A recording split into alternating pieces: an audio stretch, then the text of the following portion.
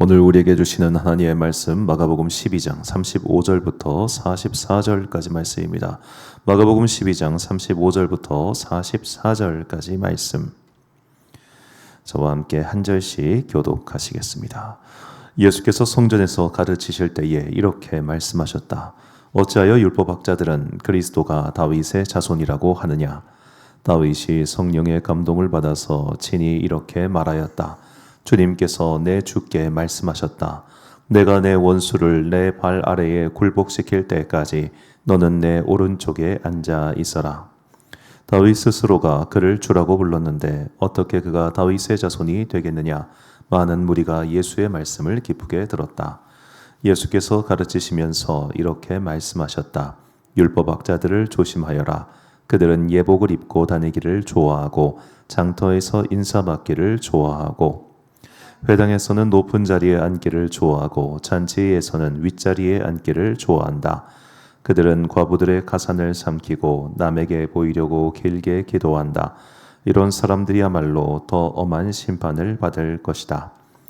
예수께서는 헌금함 맞은쪽에 앉아서 무리가 어떻게 헌금함에 돈을 넣는가를 보고 계셨다. 많이 넣는 부자가 여럿 있었다. 그런데 가난한 과부 한 사람은 와서 렙돈 2닙 곧 한 고드란트를 넣었다. 예수께서 제자들을 곁에 불러놓고서 그들에게 말씀하셨다. 내가 진정으로 너희에게 말한다. 헌금함에 돈을 넣는 사람들 가운데 이 가난한 과부가 어느 누구보다도 더 많이 넣었다. 모두 다 넉넉한 데서 얼마씩을 떼어 넣었지만 이 과부는 가난한 가운데서 가진 것 모두 곧 자기 생활비 전부를 털어 넣었다. 아멘. 빈술의 믿음 벗어나기란 제목으로 하나님의 말씀 선포하겠습니다. 제가 비서로 이제 사역할 때 일입니다. 사람들은 이제 큰 교회 목사하면 되게 좋을 것처럼 생각하지만 이제 구성원이 몇천 명 이상 넘어가고 또 자기 설교가 여러 방송 매체 등에 공개되는 담임 목사의 삶이란 굉장히 피곤합니다. 세상 천지에 미친 사람은 다 오는 것 같아요. 일단은 주일 설교 한번 나가고 나면 교회로 온갖 전화가 몰려옵니다. 그러니까 내용이 어찌됐든 간에 무조건 시비 걸려고 하는 사람도 있고요. 어떻게든 뭐 깎아내리려고. 그러니까 연예인들이 피곤한 삶을 사는 것과 사실 직업상으로 구조는 똑같은 것 같아요. 수입은 뭐 천차만별이지만 뭐 설교 도용하는 사람부터 시작해서 온갖 소문 돌고 막 말도 안 되는 말들 펼쳐지고 피곤해요. 그러니까 저는 솔직히 대형교회 목사님들이 좀 한편으로는 불쌍해요. 저 같은 사람이 행복한 사람이에요. 그 사람들은 바쁘게 일하고 동시에 누군가에게 오해 사고 그러면서 어려움을 겪는 참, 그러니까 하나님께서 맡을 만한 자에게 맡을 만한 일을 주신다라는 생각이 들 정도로 그분들의 삶이 녹록지가 않습니다. 그렇게 와서 시비 거는 사람들이 많습니다. 내가 당신보다 사실은 더 영적인 권능이 있다라는 식으로 말하죠. 그럼 자기가 교회 차려서 개척하지. 참 재밌는 사람들 많아요. 그러니까 그렇게 온갖 종류의 사람들을 보면서 이제 비서로 있으면서 보면서 이런 게 다 빈수레가 요란하다는 생각이 들었습니다. 그런 빈수레와 같은 믿음을 예수님께서는 오늘 우리들에게 그들의 행위를 지적하시면서 보여주고 계시죠.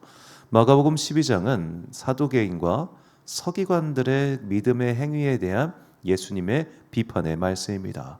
예수님께서 굳이 이 고난주간 바쁜 이 마지막 와중에 그들의 행위를 지적하신 이유는 우리가 믿음 생활을 오래 하면 오래 할수록 이런 자들의 함정에 빠지기 쉽기 때문입니다. 즉 우리도 이렇게 될 수 있다는 거죠. 예수님께서는 오늘 본문에서 그들의 행동 세 가지를 지적하십니다. 먼저 37절 말씀입니다. 다윗이 그리스도를 주라 하였은즉 어찌 그의 자손이 되겠느냐 하시니 많은 사람들이 즐겁게 듣더라. 자, 이거 말씀을 이해하기 위해서는 시편 110편을 알아야 됩니다. 시편 110편은 이제 다윗의 시인데 이 시편 110편 특별히 다윗의 시 가운데서 그가 메시아의 도래를 예언한 시로 유명합니다. 그러니까 다윗이 그 시편 110편을 보면은 앞으로 올 자신의 후손 가운데 그 메시아를 가리켜서 나의 주라고 말하는 장면이 나옵니다. 그러니까 예수님께서는 그 말씀을 하시는 거예요. 야, 서기관들이 지금 그리스도가 다윗의 자손이라고 하는데 다윗의 자손이면 다윗보다 한참 후손 아니냐? 그런데 자기의 후손을 가리켜서 나의 주라고 다윗이 왜 말을 하게 됐냐? 그러니까 그리스도는 다윗의 자손이 아니라 하나님의 아들이라는 거예요. 하나님의 아들, 메시아는. 그런 어떤 인과적인 관계 이런 것들을 고려할 그런 대상이 아니라는 거죠. 그러니까 메시아는 단순히 다윗의 자손으로서 이스라엘 민족을 구원하기 위한 어떤 정치적인 왕손이 아니라 하나님의 뜻을 이 땅에 구현하기 위한 초월적 존재다라는 것을 말씀하고자 하셨던 겁니다. 근데 서기관들은 자기 입맛대로 그것을 바꿔가지고 이야기하고 있었더라는 것이죠. 백성들이 이 말 듣고 왜 좋아했냐면 저 서기관들은 사실은 아는 거 별로 없으면서 되게 아는 척 많이 했다 이겁니다. 자, 사실은 성경을 잘 모르면서 성경 아는 척하는 사람들 우리가 은근히 많이 봅니다. 은근히 많이. 참 재밌는 게 정말로 성경을 많이 알고 있는 소위 말해 교수님들 중에서는 그렇게 막 그런 걸 잘난 척 안 하세요. 왜냐하면 자기가 알면 알수록 모르는 게 더 많다는 것을 배우기 때문입니다. 성경 지식 요만큼 하는 것 같고 이렇게 얘기하는 그 유명한 학자가 있었어요. 도올 김용옥 씨라고 아마 들어보셨을 겁니다. 이 도올 김용옥 씨가 천안 사람입니다. 이 천안에 있는 굉장히 유명한 의사 집안의 막내 아들이에요. 그 어머니와 아버지 장로님이 정말 교회를 위해서 많이 헌신하시고 진짜 훌륭한 그 신앙인이세요. 그 형님들도 그렇고. 근데 그 막내 아들만 그래요. 근데 왜 그런가 내가 이분의 삶을 살펴보니까 이분이 그러니까 어머니가 막내 아들이니까 되게 이뻐하시고 또 머리가 영민한 건 사실이에요. 그래가지고 이 아들이 교회에서 고등학생인데 어른들한테 성경 가르쳤어요. 자기 조금 아는 거 가지고 그거 가지고 교만이 그분 신학교 1년 다녔어요. 그런데도 자기가 진짜 많이 알고 목사들 뭐 신학교 교수들 나보다 한참 모른다고 이런 거 가지고 방송 그때 EBS 뭐 노자와 21세기였던가요? 거기서부터 이제 인기를 타가지고 쭉 했는데 제가 그분을 대해서 많이 아는 이유는 제가 그분 책을 많이 봤기 때문입니다. 제가 사실 그분 굉장히 좋아했고 그래서 좀 안타까운 마음도 있어요. 기독교 명문가 출신인데 교만해서 망한 케이스 아직까지는 뭐 기회가 있으면 좋겠습니다만 회개할 수 있는 여하튼 그렇다는 겁니다. 자기가 아는 요만큼 아는 거 가지고 나 이만큼 많이 알고 있어 자랑하는 분들 되게 많아요. 심지어 어떤 분들은 내가 성경 통독 몇 독했다라고 하면서 당당하게 말씀하시는 분들도 있습니다. 그게 뭐가 중요합니까? 그게 뭐가 중요해요? 하여튼 참 그래요. 진짜 다양한 사람들 많다니까요. 자, 이렇게 아는 게 별로 없으면서 내가 이렇게 많이 안다라고 자랑하는 것 첫 번째 빈수레죠. 자, 두 번째 빈수레가 있는데 자, 교만한 사람들입니다. 본문 40절 말씀 보니까 그들은 과부의 가산을 삼키며 외식으로 길게 기도하는 자니 그 받는 판결이 더욱 중하리라 하시니라. 자, 이 서기관들은 기도할 때 그냥 기도하는 게 아니라 길가에 서서 기도했습니다. 나를 좀 봐라라는 거죠. 나를 좀 봐라. 자, 날 좀 보라라고 하는 것이 교만입니다. 교만이란 한자어를 파자해 보면 말마자에 다리교자에 찰만자를 씁니다. 말을 타고 다리 위에 올라가는 거죠. 옛날 다리는 지금처럼 평평한 게 아니라 아치형으로 되어 있지 않았습니까? 그 위에 말을 타고 올라갔으니까 사람들 앞에 다 보일 거 아니에요. 날 좀 보라라고 하는 마음이 바로 교만한 마음입니다. 자, 이 사람들은 자기의 믿음을 보여주고 싶었습니다. 고대로부터 이런 사람들 진짜 많았습니다. 옛날에 기록에 보면 진짜 신기한 기록이 내가 금식을 며칠 했다 하는 걸 자랑하고 싶은 거예요. 그런데 이 사람이 진짜 금식을 했는지 안 했는지 사람들이 뭐요 정치인들처럼 금식한다고 해놓고 뒤에서 밥 먹는 거 아니야? 이렇게 의심할 수 있지 않습니까? 그래서 어떻게 금식을 했냐면 큰 기둥을 세워가지고 그 기둥 위에서 금식을 했습니다. 사람들 다 보라고. 나 이렇게 금식 오래 한다고. 이게 무슨 뭐 유대교 이야기가 아니에요. 기원 후 500년대, 600년대 이야기입니다. 그러니까 성경이 나오고 나서도 이런 사람들이 있었습니다. 내 믿음을, 내 극기를 보여주려고 하는 사람들 말이죠. 그래서 농담 삼아서 하는 얘기가 교회 안에서 가장 무서운 사람이 40일 금식기도 한 사람이라고 그렇게 말하지 않습니까? 나 이만큼 영빨이 있다. 내가 보통 사람이 아니다. 라는 거를 보여주고 싶은 사람 말이죠. 내가 참 잊을 수 없는 어떤 성도가 있는데 어느 날 갑자기 담임 목사님 뵙고 싶다고 면담을 신청하는 거예요. 그래서 이제 뭐 교적에도 있는 분이길래 알겠습니다 하고 시간을 잡았어요. 그런데 이분이 대뜸 하는 얘기가 목사님 뒤에 지금 귀신이 붙었다고. 내가 영안이 뜨여가지고 보인다고. 와, 그 영안으로 왜 당신은 안 보이실까? 그러니까 목사님이 허허 웃으시면서 네네 하고 이렇게 하셨는데 진짜 참 괴이한 사람들 많아요. 괴이한 사람들. 잘난 척하고 싶고 보여주고 싶고 또 어떤 분은 저한테 새벽에 오시더니 조용하게 얘기하는 게 자기가 사실은 옥하는 목사의 마지막 제자라고. 내가 알 바 뭐야 그게. 그러니까 자꾸만 자기를 드러내고 싶어하는 이 마음, 그런 마음 다 헛헛한 마음들이죠. 자, 마지막 세 번째로 본문 44절입니다. 그들은 다 그 풍족한 중에서 넣었거니와 이 과부는 그 가난한 중에서 자기의 모든 소유 곧 생활비 전부를 넣었느니라 하시니라. 자, 이 가난한 부자의 헌금과 가난한 여인의 헌금에 대한 이야기. 자, 이것이 어떻게 빈술의 믿음과 연관되어 있느냐? 사람들은 다 자기가 가난하다고 생각해요. 정말 많은 사람들이 나는 가난해. 그러니까 나는 이거 하는 것도 이 가난한 여인이 생활비 전부를 넣은 것만큼 매우 매우 훌륭한 걸 내가 하고 있어 라고 스스로 생각하시는 분들이 의외로 많더라고요. 제가 서울에서 부목사 할 때 일입니다. 거기 교회에 출석하시는 분들의 여하튼 평균 자산은 20억 이상입니다. 그분들이 뭐 대단한 분들이라 그런 게 아니라 그냥 거기 오래 살았는데 집값이 다 올라간 거예요. 집값이 다 20억, 30억씩 하세요. 자, 그런 집에서 사는 분들이 그렇게 돈 없다는 얘기를 많이 하시더라고. 돈이 없어서. 저 오히려 그런 말 더 많이 해요. 왜 그럴까 곰곰이 생각을 해봤어요. 이분들이 자기는 20억 아파트에 사는데 50억 아파트에 사는 사람들이 보이는 거예요. 저 집사님 타워팰리스인데 저 집사님 병원장이야. 이런 사람들 보니까 나는 가난한 거예요. 나는 가난한 거. 지금 제가 볼 때 그분들은 제가 범접도 못할 부자들이에요. 근데 자기는 가난하대. 자, 내 마음과 내 시선이 어디에 있느냐에 따라서 나는 부유한 자가 될 수도 있고 가난한 자가 될 수도 있습니다. 예를 들어 예수님의 말씀 속에 나오는 우린 부자 청년의 이야기를 알고 있을 겁니다. 그런데 그 부자 청년이 팔레스타인 지역에서나 부자입니다. 그리고 그 팔레스타인은 그 당시 로마 제국 권역 내에서 제일 가난한 동네입니다. 거기 사는 부자가 로마 시내에 사는 하층민 봐도 못해요.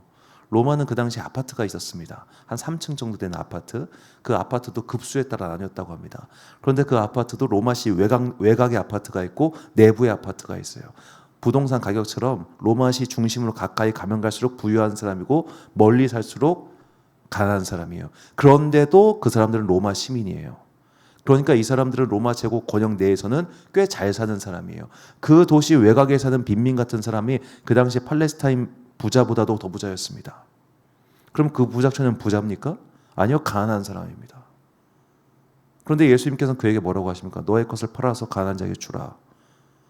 우리가 시선을 어디에 두느냐에 따라서 우리는 부유한 자가 될 수도 있고 가난한 자가 될 수도 있습니다. 그런데 믿음이 충만한 사람은 자신의 시선이 어디가 있습니까? 하나님의 마음이 가 있는 곳에 있습니다. 그러니까 우리가 이런 얘기하죠. 50대가 삶의 질이 낮다, 헬조선이다라고 하는데 북한에 비한다면 우리 어느 누구도 우리가 가난하다, 뭐하다 그렇게 삶을 말할 수 없다는 거죠. 나의 시선과 나의 마음이 어디에 있느냐에 따라서 우리는 가난한 자가 될 수도 있고 부유한 자가 될 수도 있습니다. 적어도 전 지구 세계상으로 봤을 때 대한민국 사람 중에 가난한 사람은 한 명도 없습니다. 우리가 대한민국에 태어나서 살고 있다는 것만으로도 우리는 사실 꽤나 잘 사는 편에 속한 사람들입니다. 그런데 나의 시선이 나보다 더 부유한 사람, 더 잘 사는 사람 여기에 초점이 맞춰져 가 있으니까 나는 가난하고 나는 어렵고 나는 힘들어라고 하면서 맨날 징징징징징징 거리는 거죠. 이런 게 다 빈술의 믿음입니다. 그렇다면 어떻게 해야 우리가 이런 빈술의 믿음에서 벗어날 수 있을까요? 주님을 만나야 합니다. 주님을 만나야 됩니다. 제가 학교를 다닐 때 그때 이제 2박 3일 일정으로 영성 수련을 하는 일정이 있었습니다. 그때 이제 지도 교수님께서 이제 저는 대학도 그 학교에서 대학을 졸업하고 그 학교 대학원을 갔기 때문에 20살 넘은 애가 같은 학교를 7년 다니는 거는 되게 지루한 일이잖아요. 그러니까 좀 약간 좀 설렁설렁하는 마음으로 갔어요. 뭐 다 알고 있는 사람끼리 뭐 하나. 그런데 그때 지도 교수님의 그 한마디가 결정적이었어요. 이한결이, 내가 너 오랫동안 봐왔어. 뭐 학교부터 다녔으니까 너 말은 참 많은데 너 예수 못 만났어.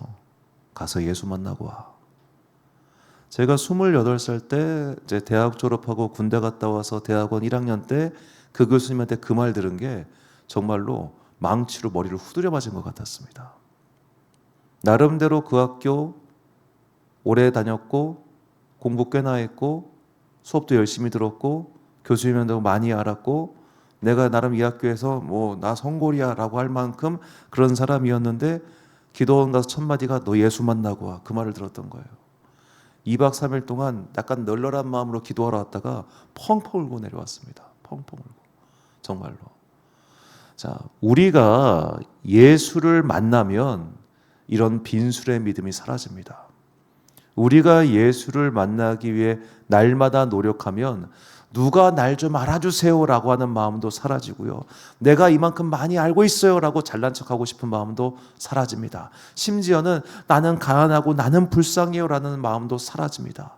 어떻게든 내가 가진 것들을 들여서 주님께 드리고자 하는 마음으로 이웃을 섬기고 사람을 사랑하고 주님께 충성하는데 나의 시간을 바치게 되죠. 그러므로 중요한 것은 나의 현재 상태가 아니라 내가 현재 날마다 십자가를 지고 주님을 따라가고자 하는 마음으로 살고 있느냐. 나의 현 상황이 아닌 주님을 향한 나의 현재 마음이 중요합니다. 그래서 예수님과 사도 바울은 이렇게 말합니다. 누가복음 9장 24절과 고린도전서 5장 15장 31절 말씀 보니까 자기를 부인하고 날마다 제 십자가를 지고 나를 따를 것이니라. 너희에 대한 나의 자랑을 두고 단언하노니 나는 날마다 죽노라. 날마다 십자가를 지고 나를 따르라. 그리고 나는 날마다 죽는다. 한 번 예수님 만났고 한 번 성령 체험했고 한 번 은사를 받은 것만으로는 족하지 않다는 겁니다. 매일매일 날마다 내 마음에서 올라오는 쓴뿌리를 제거하고 매일매일 날마다 자꾸만 하나님이 아닌 사람을 신경 쓰고자 하는 교만한 마음을 제하지 않는다면 우리도 이렇게 똑같이 서기관들처럼 교만한 믿음 생활 혹은 빈수레의 믿음 생활에서 벗어날 수 없다는 거죠.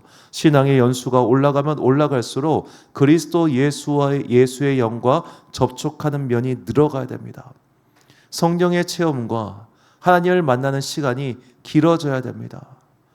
날마다 새로운 경험과 새로운 만남으로 일일신, 우일신 하는 믿음 생활이 아니면 우리는 내가 20년 전에 방언 꽤나 했어. 내가 30년 전에 열심히 했어. 이렇게 과거를 회상하는 수준에서 벗어나지 못한다는 거죠. 안타깝지만 그런 사람은 정말로 옆에서 보면 알잖아요. 옆에서 보면 왜 저래? 그런 말이 절로 나옵니다. 믿음 생활은 날마다 새로운 하나님과의 만남의 시간이 되어야 됩니다. 우리의 기도 생활은 날마다 오늘 나에게 주시는 일용할 영적 양식에 대한 체험의 시간이 있어야 합니다. 과거의 것은 과거에 불과합니다. 어제 밥 먹었다고 오늘 밥 안 먹는다 그런 거 없잖아요. 어제는 먹고 오늘도 먹어야 되듯이 날마다 우리가 영의 양식을 체험으로 말미암아 그렇게 빈술의 믿음에서 벗어나고자 우리는 매일매일 기도하고 노력해야 됩니다.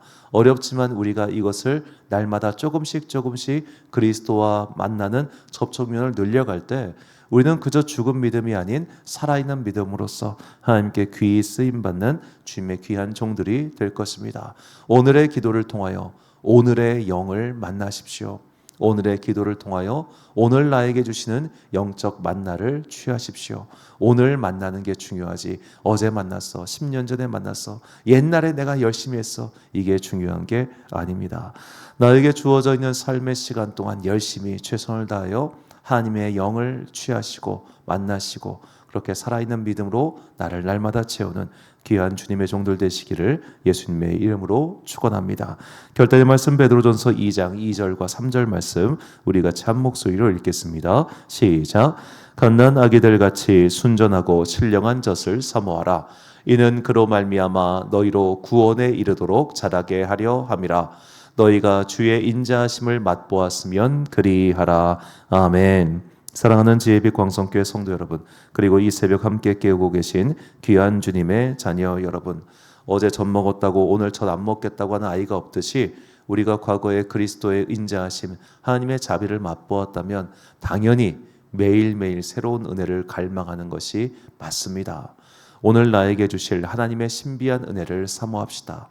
오늘 나에게 함께 하실 하나님의 섭리를 기대합시다.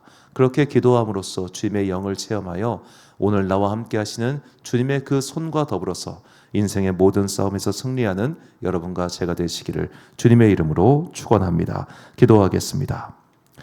사랑과 은혜가 풍성하신 아버지 하나님 참으로 감사합니다. 주님께서 어제 우리에게 은혜를 베푸셨고 오늘도 새로운 은혜를 주실 것을 믿습니다.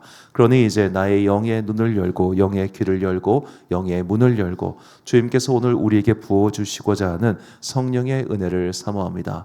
이 시간 기도하는 모든 영혼들 가운데 주님의 은혜를 부어 주옵소서. 오늘 나에게 주시는 영의 만나를 취하게 하여 주옵소서. 그리하여 주님의 영을 체험하고 성령님과 더불어서 오늘 하루를 살아가서 믿음의 귀한 승리를 싸워 이기는 거룩한 주의 자녀들 되기를 간절히 소망합니다. 오늘도 각자의 삶의 자리에서 열심히 살아가는 당신의 자녀들에게 복과 은혜를 내려 주옵소서.